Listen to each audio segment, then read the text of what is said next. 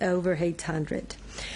We do all this because sanctions work. Every sanction weakens Russia's ability to fight. So Russia wants us to believe that they can continue this war forever. This is not simply true. Russia has lost tens of billions in oil revenues, its economy is shrinking, and its GDP has dropped.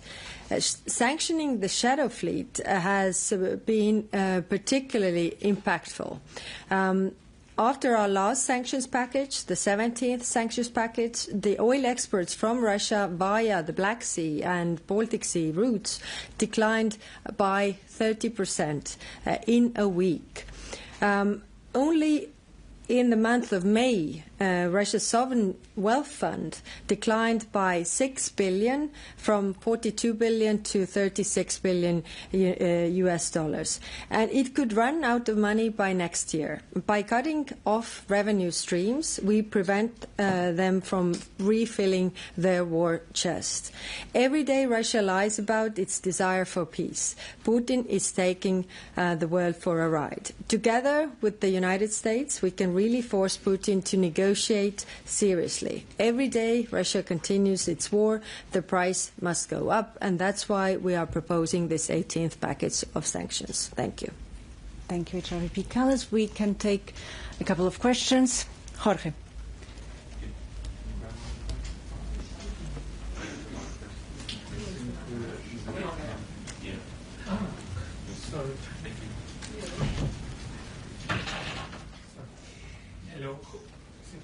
Hello, Jorge Libarero with Euronews. I want to ask you about the United States. Both of you mentioned it. We know that you have been in contact with the United States to coordinate this package of sanctions, but so far there has been no indication that the United States will also impose sanctions.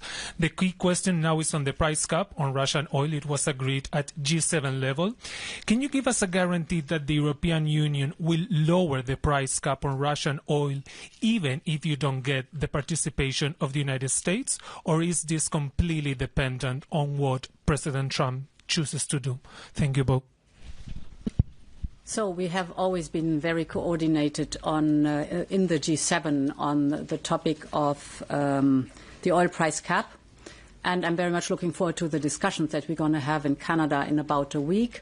There, this topic will play a role, because we all know, and the Americans know as well as all of us in G7, that the oil price has lowered so much that the effectiveness of the cap is to be questioned.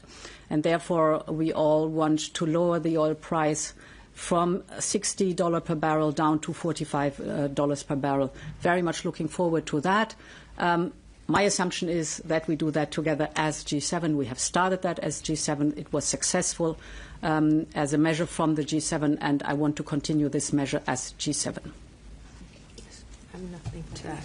Okay. Mark.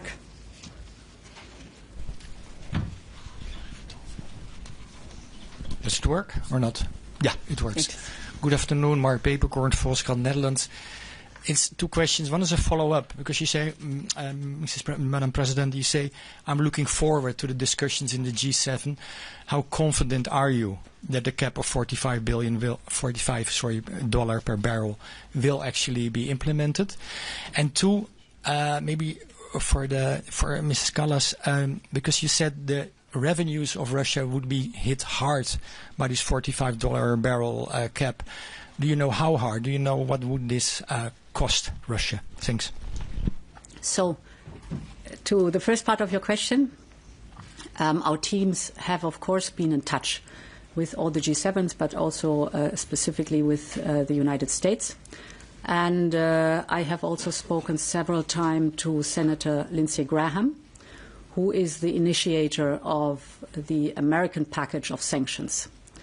So we are very much aligned in the aim to urge Russia, by those massive sanctions, to come to the negotiation table and to be serious about negotiations that lead towards a just and lasting peace. That is the common aim.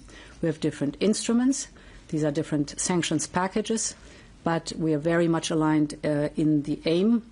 And therefore, I'm very confident that we will achieve this goal.